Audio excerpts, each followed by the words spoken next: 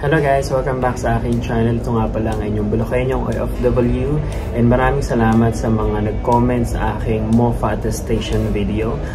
But meron pa rin tayong natatanggap na confusion, to be exact. Meron pa rin mga confusion sa in-explain ko sa video. Kaya gusto ko na lang na i-guide ko kayo, bigyan ko kayo ng medyo mas guided na video para kung paano gagawin, paano pumunta sa MOFA website, at kung talaga bang legit natatanggapin yung mga documents nyo kahit walang UAE stamp from the Philippines.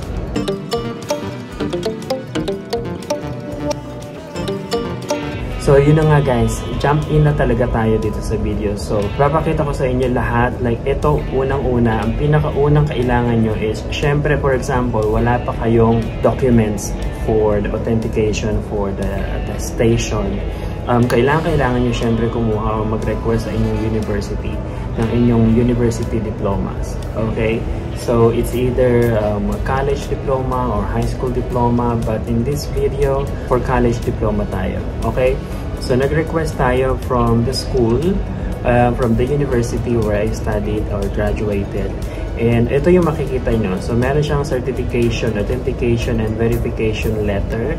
This is to certify that Roderick is the Cebu Institute of Technology.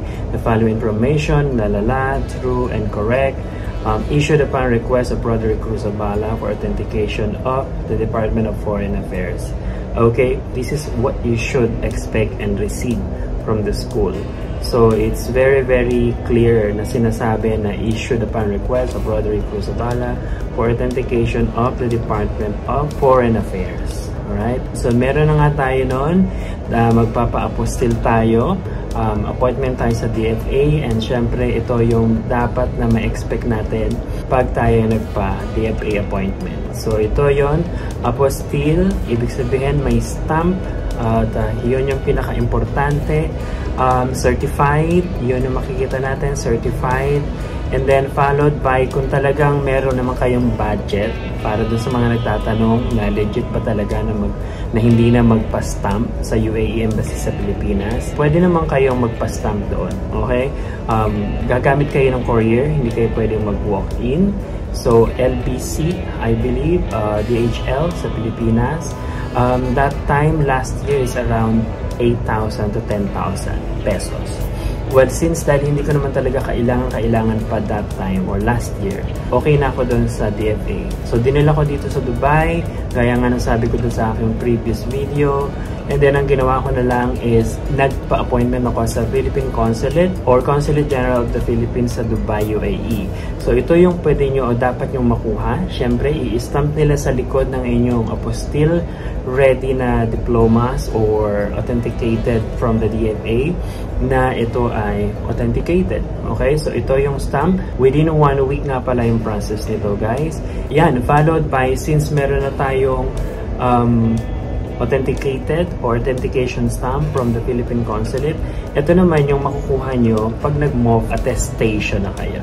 2 stamps, dahil gaya nga ng sabi ko sa aking previous videos, 2 documents, so 2 stamp, dahil isa ay sa diploma at yung isa ay para sa TOR. Legit na legit guys, this is from the UAE, as you can see, it's United Arab Emirates. Paano ba magpunta sa MOFA? Paano mag-set ng appointment online? Ito na guys, search nyo lang yung inyong Google, kung ano man browser ang ginagamit nyo, and search nyo na lang yung mofa.gov.ae, or since na-search ko na siya, meron na akong parang automatic yung site ay nag-recommend. So ito na. Okay, so start tayo dito, mofa.gov.ae, services, attestation, yan, so attestation of official documents and certificates. Pag ready na kayo, start na lang yung service. Yan yung mga kung gusto nyo basahin nyo. Yeah, so about sa courier services, meron siyang parang 3 working days, up to 25 documents per transaction. Merong express, 1 working day. Medyo mahal nga lang yung 1 working day. So, ang pinili ko is actually yung 3 working days. Pero actually, dumating siya the next day. So, super bilis lang. So, ito yung mga website na useful din para sa inyo. Then, if you are ready, start the service. Click Start Service. And yun, so kung company login, mag-company ka, or individual, sign in with UAE Pass. Siyempre, UAE Pass yung ginamit natin dahil individual tayo. Okay? So, select nyo lang yung UAE or sign in with UAE Pass. And then, make sure na meron kayong UAE Pass sa inyong mobile. And ilagay nyo lang yung mobile number nyo. And then, i-grant nyo yung access sa inyong from your mobile. Okay? So, mobile app.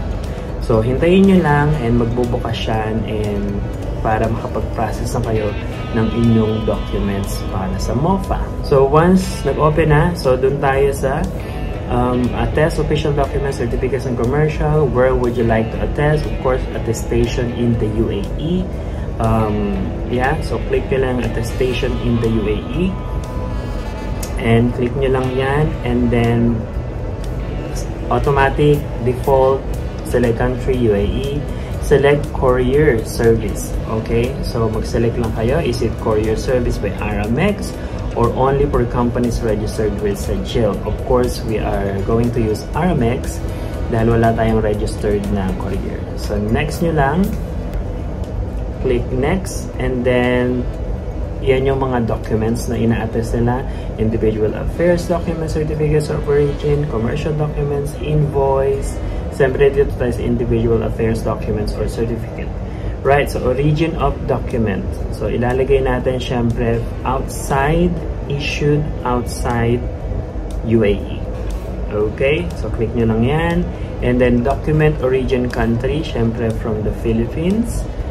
Type in nyo na lang Philippines and then lalabas na siya.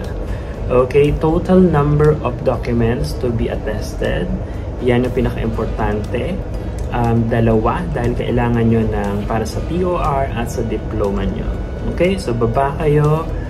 Documents are attested by Ministry of Foreign Affairs, Republic of the Philippines, or an approved governing body for the UAE Embassy, Consulate and Republic of the Philippines. Yes. Okay.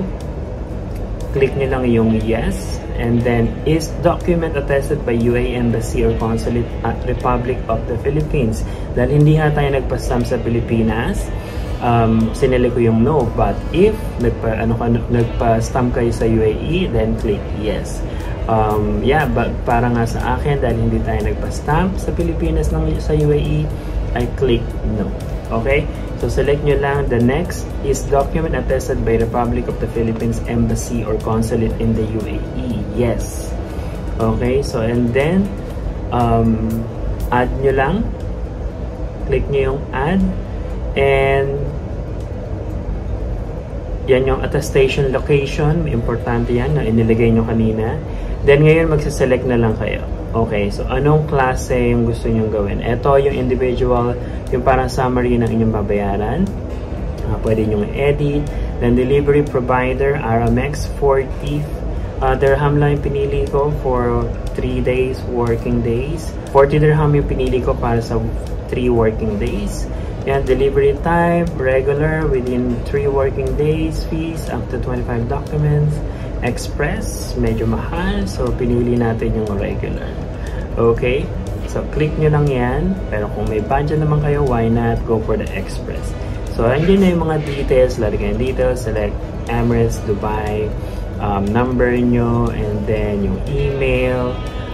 Makaka-receive din kayo ng updates pag nilagay nyo yung email, and then pick up date, kailan nyo ba gustong ipa-pick up? Is it tomorrow, like August 30? Lagay natin August 30.